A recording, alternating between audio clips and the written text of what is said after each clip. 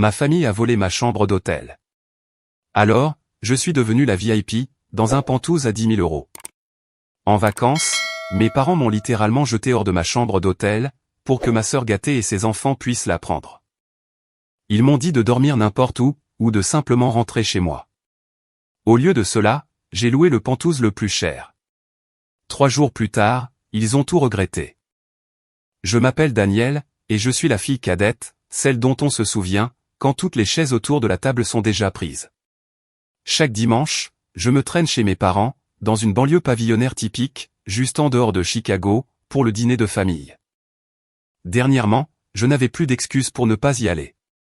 Alors, je gare simplement ma Toyota Corolla cabossée sur le trottoir, je prends une grande inspiration, et je sonne à la porte. Comme d'habitude, ma grande sœur Monica tient déjà sa cour, au milieu du salon. Son mari, Brian, rôde dans les parages, tandis que leurs enfants, Sophie et Tyler, traversent la maison comme de minuscules tornades, détruisant tout sur leur passage. « Danny, tu as enfin décidé de te pointer », lance maman, levant à peine les yeux, alors qu'elle réarrange les serviettes sur la table. Pas de câlin, pas de chaleur, juste une légère réprimande, comme si j'étais un livreur Uber Eats en retard. « Salut, maman. »« Salut, papa. » Papa me fait un bref signe de tête, mais il est trop occupé, plongé dans un débat passionné avec Brian, sur l'éternelle rivalité dans leur ligue sportive. Puis, Monica s'extasie, Sophie lit avec 2 ans d'avance, et le coach de Tyler, de cette académie sportive d'élite, pense qu'il sera titulaire l'année prochaine. Monica s'imprègne de ses louanges, comme un essuie-tout dans une flaque d'eau. « Eh bien, je fais du Kumon avec Sophie tous les soirs, dit-elle modestement, mais assez fort pour que les voisins l'entendent. Et je conduis Tyler à ses entraînements supplémentaires, 3 fois par semaine. C'est beaucoup de travail, mais que ne ferait-on pas pour ses enfants? Je m'assois tranquillement. Ma présence passe presque inaperçue. Personne ne me demande comment s'est passée ma semaine. Personne ne me pose de questions sur mon travail. Personne ne le fait jamais. Ce qu'ils ne savent pas, et n'ont jamais pris la peine de découvrir, c'est qu'il y a 3 mois, j'ai sauvé l'un de nos plus gros clients, d'un effondrement total. J'ai obtenu une grosse prime, et une promotion au poste de chef de projet senior, dans une grande entreprise technologique. Le genre de salaire, qui ferait s'étouffer Brian avec sa bière artisanale. Passe les pommes de terre, Danny, dit Monica, en me lançant ce regard. Celui qui veut dire, pauvre Danny, toujours célibataire, louant toujours ce triste petit 2 pièces. Toujours personne. Je passe les pommes de terre, et je prends une gorgée de vin. Un autre secret qu'ils ignorent. Il y a quelques semaines, j'ai demandé à mon ami Kelsey, qui travaille dans une agence immobilière, et passe pratiquement sa vie sur Zillow, de m'aider à trouver un logement à acheter. J'avais enfin économisé assez, pour un apport initial. Avec mon nouveau salaire, un prêt immobilier n'allait pas me ruiner. Pourquoi en parler à ma famille? Dans le meilleur des cas, ils agiraient comme si ce n'était pas grand-chose. Au pire, ils trouveraient un moyen de ramener ça à Monica, d'une manière ou d'une autre. Alors, j'ai gardé le silence. Un mois après ce fameux dîner du dimanche, Kelsey m'a appelé, avec une voix beaucoup trop excitée pour un mardi. Je l'ai trouvé, m'a-t-elle dit. Un 3 pièces en angle, avec balcon, cuisine de designer, construction neuve, et à quelques pas de la station de métro, près de l'aéroport. Il faut que tu le voies ce soir. Ce soir-là, j'y suis allé en voiture, et je suis tombé amoureuse de l'endroit, dès la seconde où j'y ai mis les pieds. Des plans de travail en quartz, de grandes fenêtres, une vraie lumière du soleil, et non la bouillie grise que j'ai dans ma location. C'est le bon, Kelsey, ai-je dit, en glissant ma main sur l'îlot central. Je le prends. Lance les démarches. 2 semaines plus tard, j'ai signé le prêt immobilier. J'étais officiellement propriétaire. Le sentiment était irréel. De la fierté, de l'accomplissement, de la liberté, tout cela réuni en même temps. J'ai pensé à le dire à mes parents, mais j'ai décidé de garder l'information, jusqu'au prochain dîner du dimanche. Pour une fois, je voulais partager une bonne nouvelle, et qu'elle ait un véritable impact. Quand le dimanche est arrivé, j'ai conduit jusqu'à la maison de mes parents, avec mon secret qui me brûlait les lèvres. Mais, dès l'instant où je suis entré, j'ai su que quelque chose clochait. Il y avait de l'électricité dans l'air. Les enfants de Monica sautaient partout, encore plus que d'habitude, et mes parents rayonnaient littéralement. Quelle est l'occasion, ai-je demandé, en suspendant ma veste. Maman et papa ont échangé des regards complices. Nous avons pris une décision, a annoncé papa, avec une certaine grandeur. Toute la famille part en vacances en Floride, dans un complexe hôtelier, près de la côte du Golfe. Est-ce que tu peux prendre des congés? J'ai fait une pause. Je n'avais pas eu de vraies vacances depuis 2 ans, et il n'y avait aucun projet urgent sur mon bureau. Oui, ai-je répondu. Je peux prendre 2 semaines. Le visage de maman s'est illuminé. Merveilleux. Toute la famille réunie en Floride. Ce sera magique. Son bonheur m'a prise au dépourvu. Elle semblait réellement contente que je vienne. C'était nouveau, et pendant un instant, je me suis permis de me sentir incluse. Nous prenons l'avion dans 2 semaines, a expliqué papa. Nous préparons ça depuis un moment, mais nous voulions nous assurer que tout le monde pouvait venir, avant de l'annoncer. Je me suis assise. Ma nouvelle concernant l'appartement est discrètement passée au second plan. Des vacances en famille, ça ne semblait pas si mal. Peut-être qu'en étant loin de la routine habituelle, il finirait par me voir différemment. Le dîner a continué, tout le monde parlant en même temps de la Floride. Quoi emporter, où aller, quoi manger. Mon appartement est resté mon secret, un peu plus longtemps. Le dimanche suivant, je suis arrivé en m'attendant à d'autres bavardages excités, à propos du voyage. Au lieu de cela, je suis entré dans une atmosphère digne d'un enterrement. Monica était affalée à table, les yeux gonflés d'avoir pleuré. Les enfants étaient inhabituellement silencieux, gribouillant sur la table basse. Que s'est-il passé, ai-je demandé, en posant mon sac. Maman et papa ont échangé des regards inquiets. Monica a reniflé de façon dramatique, avant de répondre. Brian et moi avons eu une énorme dispute, a-t-elle dit, la voix tremblante. Il refuse de payer mon billet pour la Floride, il dit que je reste juste assise à la maison, et que je ne mérite pas de vacances. Je me suis mordu la langue, pour m'empêcher de faire remarquer qu'elle ne lève littéralement pas le petit doigt à la maison. L'année dernière, Brian a embauché une femme de ménage, car les tâches ménagères donnent des migraines à Monica. Donc, tu n'y vas pas, ai-je clarifié. Monica a secoué la tête tristement. Pas à moins que Brian ne change d'avis. Et il ne le fera pas. Il est têtu comme une mule. Ce n'est pas grave, a dit papa, en tapotant la main de maman. Nous organiserons un autre voyage en famille plus tard. Ce ne sera pas notre dernière chance. Le reste du dîner s'est éternisé, dans une ambiance lugubre. Tout le monde, à tour de rôle, a consolé Monica, à propos de son mari tyrannique. Je suis restée silencieuse, ressentant un étrange mélange de sympathie et d'irritation. D'un côté, Brian ne devrait pas contrôler l'intégralité du budget familial, à lui tout seul. De l'autre, Monica ne fait vraiment rien. Au moment où je suis parti, une chose était claire, en Floride, il n'y aurait que moi et mes parents. 2 semaines plus tard, j'ai passé la veille du voyage dans mon ancien appartement, à faire mes valises. La plupart de mes affaires étaient déjà déménagées dans le nouvel appartement, mais j'avais laissé quelques objets dans l'ancien, pour qu'il ait toujours l'air habité. Je n'avais toujours pas dit à ma famille que j'avais déménagé. J'avais prévu de leur faire la surprise, après les vacances. Le lendemain matin, j'ai retrouvé mes parents à l'aéroport OR. Nous nous sommes enregistrés, avons embarqué sur un vol Delta, et quelques heures plus tard, nous avons atterri à Tampa.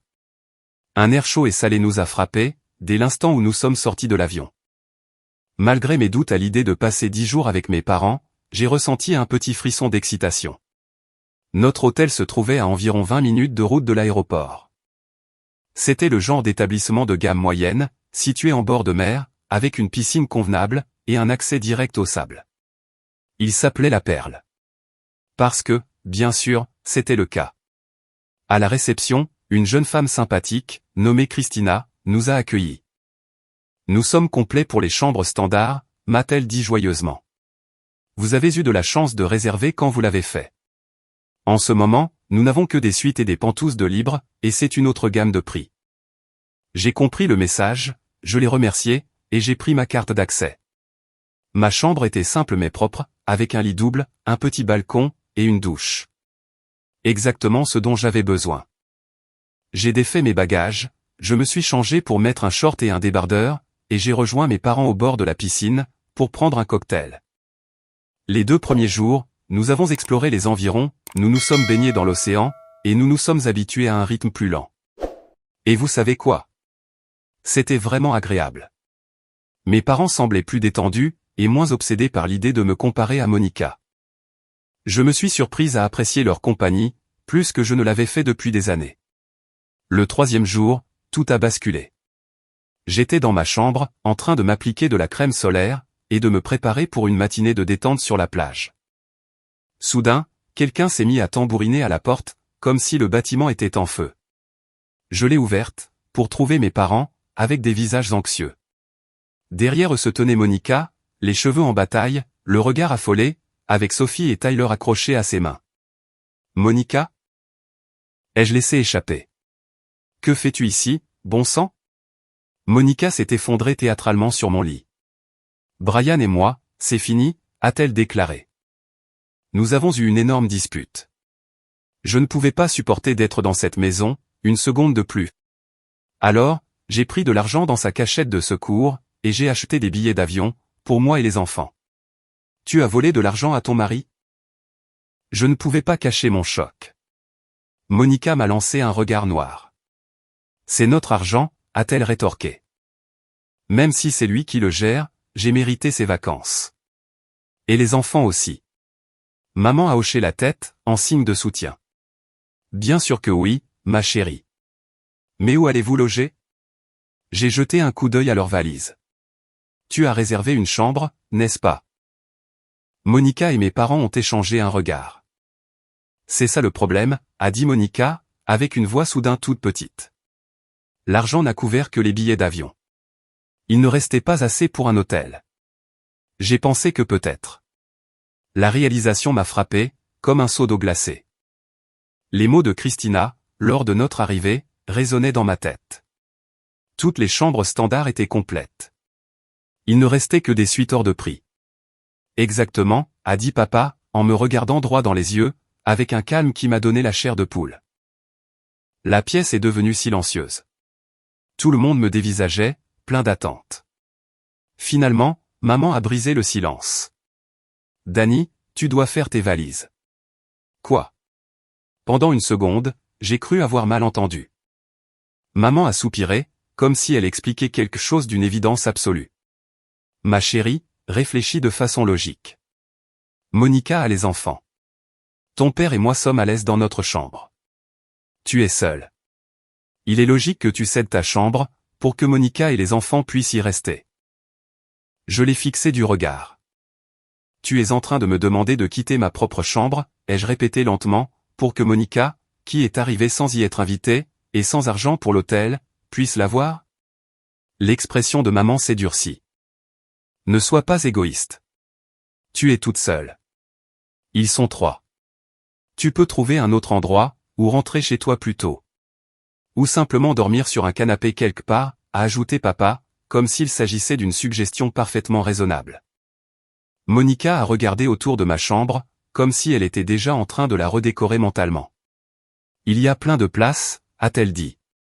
Les enfants pourront dormir dans le lit avec moi. Je suis sûr que tu trouveras une solution, Danny. J'ai ri. J'ai réellement ri.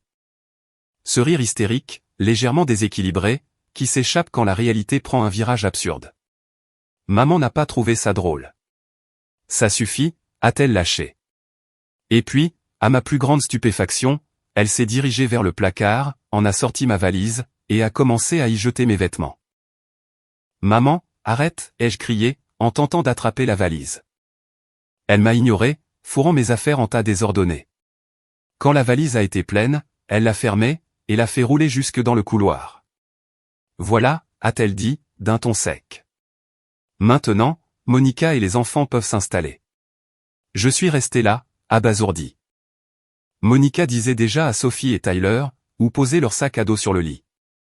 Papa rassemblait mes articles de toilette, depuis la salle de bain, dans un sac en plastique. J'aurais pu me battre davantage. J'aurais pu appeler la réception, et exiger qu'ils mettent ma famille à la porte. La chambre était à mon nom. J'aurais pu faire un scandale, tellement énorme, que le personnel de l'hôtel raconterait encore l'histoire à leurs petits-enfants. Mais, en me tenant là, en regardant ces gens qui étaient censés être ma famille, quelque chose s'est brisé en moi. Puis, cela s'est solidifié, pour devenir quelque chose de plus tranchant, et de plus clair. Sans dire un mot, j'ai attrapé mon sac à main, et je suis sorti, laissant ma valise là où maman l'avait poussée, dans le couloir. Derrière moi, je pouvais entendre mes parents et Monica discuter déjà de qui dormirait où. Ma première impulsion a été de réserver le prochain vol pour Chicago. Mais, en arrivant à la réception, une meilleure idée a commencé à germer. Je me suis soudain souvenu de ce que Christina avait dit à propos des suites et des pantouses.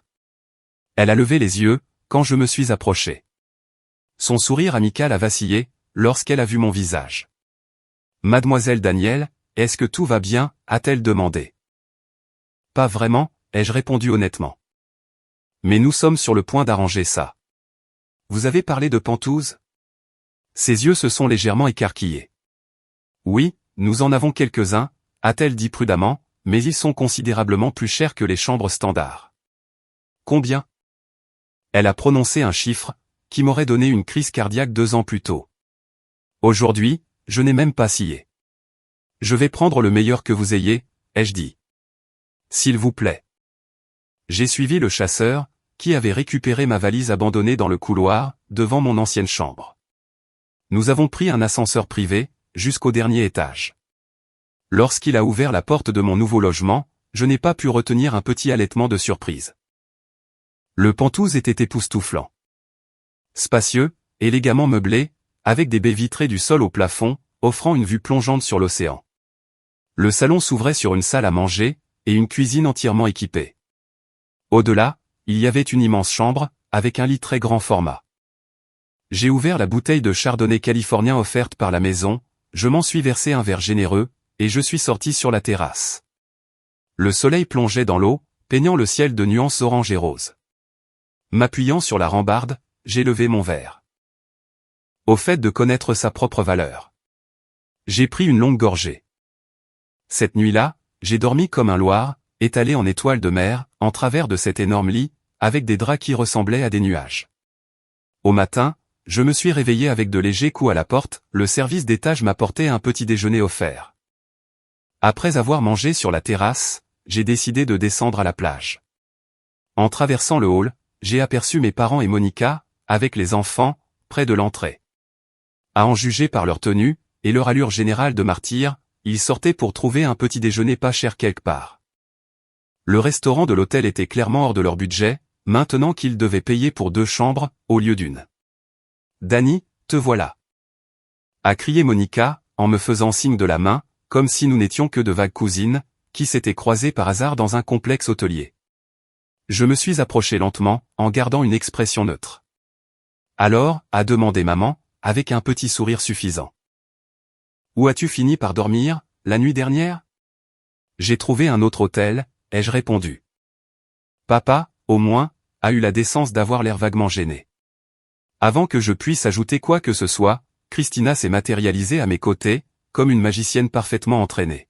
« Mademoiselle Daniel » a-t-elle dit, « je voulais confirmer votre réservation pour ce soir. En tant que l'une de nos invitées VIP, nous vous avons réservé le meilleur emplacement sur la plage. » Les expressions de ma famille sont passées de la suffisance à la stupéfaction, en une fraction de seconde. « Invité VIP » a répété maman. Christina a rayonné. « Oui, Mademoiselle Daniel séjourne dans notre penthouse principale, elle a donc accès à tous nos services exclusifs, y compris des dîners privés, dans notre restaurant gastronomique. » Elle s'est tournée vers moi. « Votre famille se joindra-t-elle à vous pour le déjeuner, Mademoiselle Daniel ?» Leur visage n'avait pas de prix. La mâchoire de Monica s'est décrochée. Les yeux de maman sont sortis de leurs orbites. Papa avait l'air d'avoir avalé un citron. « Non », ai-je dit calmement. « Ils ne se joindront pas à moi. »« Bien sûr », a répondu Christina, d'un ton suave. « Dans ce cas, j'espère que vous apprécierez tous votre petit déjeuner au Sunrise Buffet. » Elle a fait un signe de tête polie à ma famille, faisant référence à la cafétéria Bon Marché, située à 2 pâtés de maison, où affluaient tous les touristes fauchés. J'ai fait un petit signe de la main décontractée, à mes proches abasourdis, et je me suis dirigé vers la plage, me sentant plus légère que je ne l'avais été depuis des années. J'ai passé le reste de la journée à profiter de tous les avantages qu'un service 5 étoiles pouvait m'offrir. J'ai réservé un massage au spa, je me suis prélassé dans une cabana privée, pendant que le personnel m'apportait des boissons tropicales, et j'ai nagé dans l'océan, quand le soleil devenait trop fort. Je n'ai pas pensé à ma famille, ne serait-ce qu'une seule fois. Ce soir-là, je suis remonté aux Pentouzes, pour me doucher, et me changer pour le dîner. Le restaurant imposait un code vestimentaire, et j'avais apporté une petite robe noire, spécifiquement pour une soirée comme celle-ci. J'étais en train de mettre mes boucles d'oreilles, quand quelqu'un a frappé. À travers le Judas, j'ai vu toute l'équipe, les parents, Monica, les enfants. Ils tenaient tous des bagages. Pendant un instant, j'ai sérieusement envisagé de faire semblant de ne pas être là, mais la curiosité l'a emporté. J'ai ouvert la porte, en bloquant l'entrée avec mon corps. « Que voulez-vous » ai-je demandé. Maman n'a pas attendu d'invitation. Elle s'est faufilée devant moi, pour entrer dans le Penthouse. Papa, Monica et les enfants ont suivi. Ouah, a soufflé Monica, en tournant lentement sur elle-même. Cet endroit est incroyable. Sophie s'est immédiatement laissée tomber sur le canapé. Tyler a collé son visage contre la vitre. Je me suis placé devant eux. Dehors, ai-je dit. Maintenant. Danny, ne sois pas comme ça, m'a grondé maman. Nous avons rendu nos chambres. Monica et les enfants ont quitté la tienne, aussi. Nous allons tous rester ici ensemble. Il y a plus qu'assez de place. J'ai failli rire à nouveau. Non, ai-je répondu, une fois que j'ai retrouvé ma voix. Vous ne resterez pas ici.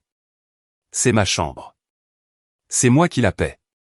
Vous n'êtes pas les bienvenus. Monica a fait un pas en avant, la voix dégoulinante de sucre. Allez, Danny. Ne sois pas égoïste. Regarde tout cet espace. Nous sommes une famille. Une famille ? J'ai senti ma colère monter en flèche. Une famille, ça ne jette pas quelqu'un hors de sa chambre d'hôtel. Une famille, ça ne transforme pas ses propres vacances en un problème pour quelqu'un d'autre. Une vraie famille se soucie de ta vie et célèbre tes réussites. C'est ridicule, a rétorqué Monica. Nous avons déjà libéré les autres chambres. Ça ressemble à un problème qui ne concerne que vous, ai-je répondu. Danny, sois raisonnable, a dit papa. Nous pouvons nous arranger. Ou bien, ai-je répliqué, en décrochant le téléphone de la chambre, vous pouvez partir, avant que je n'appelle la sécurité. Tu n'oserais pas, a dit Monica.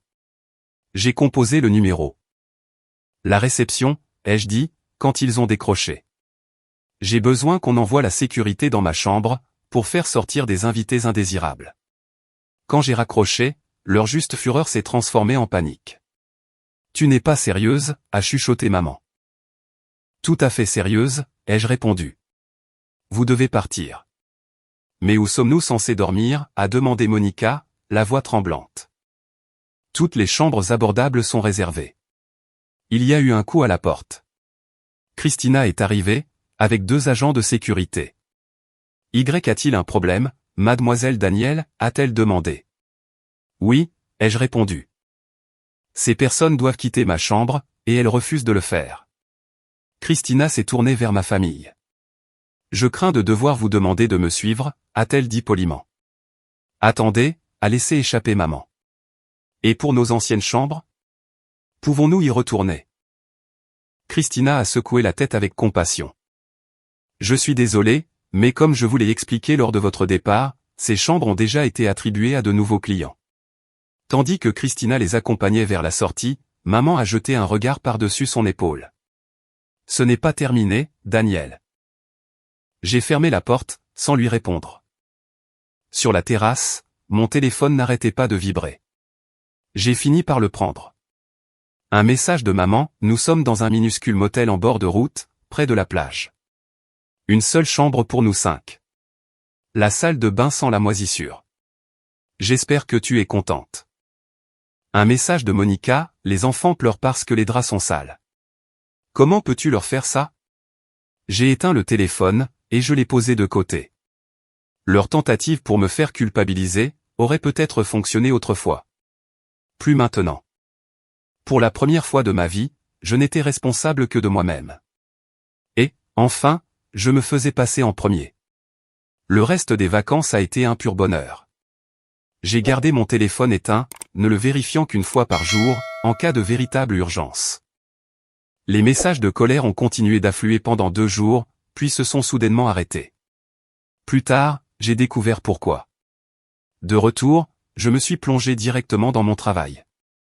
J'ai pris davantage la parole lors des réunions, et j'ai assumé des responsabilités supplémentaires. Pour la première fois, j'avais l'impression de ne plus me contenter de survivre. J'étais en train de construire quelque chose. Un après-midi, mon téléphone a sonné. C'était le numéro de maman. Je m'attendais à cet appel, mais mon estomac s'est quand même noué. Allô? Daniel, où es-tu? Le ton de maman était accusateur, d'entrée de jeu, nous sommes allés à ton ancien appartement, et on nous a dit que tu n'y habitais plus. C'est exact, ai-je répondu. J'ai déménagé. Silence. Puis, la voix de maman a repris, soudainement mielleuse et curieuse. Tu as déménagé? Où ça? Donne-nous ton adresse. Nous devons tous nous asseoir, discuter, et faire la paix. En fond sonore, je pouvais entendre Monica chuchoter furieusement. J'ai acheté un logement, ai-je dit. Mon propre chez moi. J'ai un prêt immobilier. À l'autre bout du fil, il y a eu une pause stupéfaite, suivie d'une exclamation étouffée. Tu as acheté un appartement, a finalement réussi à articuler maman. Quand? Comment? Il y a 2 mois. J'ai eu une promotion, et une assez grosse augmentation l'année dernière, plus une prime pour ce projet important. Pourquoi ne nous as-tu rien dit? Sa blessure semblait sincère. Mais cela ne m'a pas ému. Quand exactement étais-je censé vous le dire, ai-je demandé. Lors des dîners du dimanche, où vous ne parlez que de Monica? Pendant les vacances, quand vous m'avez jeté à la rue de ma propre chambre? Un autre long silence. Nous devons nous voir pour discuter, a finalement dit maman. La famille ne devrait pas se disputer. Quelle est l'adresse? Nous viendrons ce week-end. J'ai pris une grande inspiration. Non, maman, ai-je répondu. Je ne te donnerai pas l'adresse, et je ne veux pas vous voir. J'ai besoin de temps, loin de vous tous. Daniel, sa voix s'est durcie. Nous sommes ta famille. Tu ne peux pas simplement couper les ponts avec nous. En fait, ai-je dit, je le peux, et jusqu'à ce que vous compreniez, pourquoi votre comportement a été inacceptable, c'est exactement ce que je vais faire. J'ai raccroché, avant qu'elle ne puisse répondre. Mon cœur battait la chamade, mais ma détermination était inébranlable. Dans les mois qui ont suivi, ma famille a tout essayé, pour rétablir le contact. Ils ont appelé. Ils ont envoyé des SMS. Ils ont même envoyé des emails, sur mon compte professionnel. Certains messages étaient furieux. D'autres étaient suppliants. D'autres encore, n'étaient que pure manipulation. J'en ai supprimé la plupart, sans même terminer de les lire. Par des connaissances communes, j'ai appris que le mariage de Monica et Brian traversait de graves difficultés. L'incident en Floride avait été la goutte d'eau qui a fait déborder le vase. À présent, ils étaient au bord du divorce. J'ai ressenti une lueur de pitié pour les enfants. Puis, je me suis rappelé que les choix de Monica ne relevaient pas de ma responsabilité. J'ai continué à rembourser mon prêt, j'ai continué à évoluer dans ma carrière, et j'ai continué à profiter du calme de mon propre espace. Une vie, enfin construite autour de mes besoins, et non de leurs attentes. Ils avaient clairement fait comprendre qu'il n'y avait pas de place pour moi dans cette famille, à moins que je ne passe en dernier. Alors, j'ai arrêté de postuler pour une place à leur table, et, pour la première fois de ma vie, j'ai tiré une chaise pour moi-même. Alors, qu'en pensez-vous? Suis-je allé trop loin, ou pas assez? Dites-le moi dans les commentaires, et abonnez-vous pour d'autres histoires.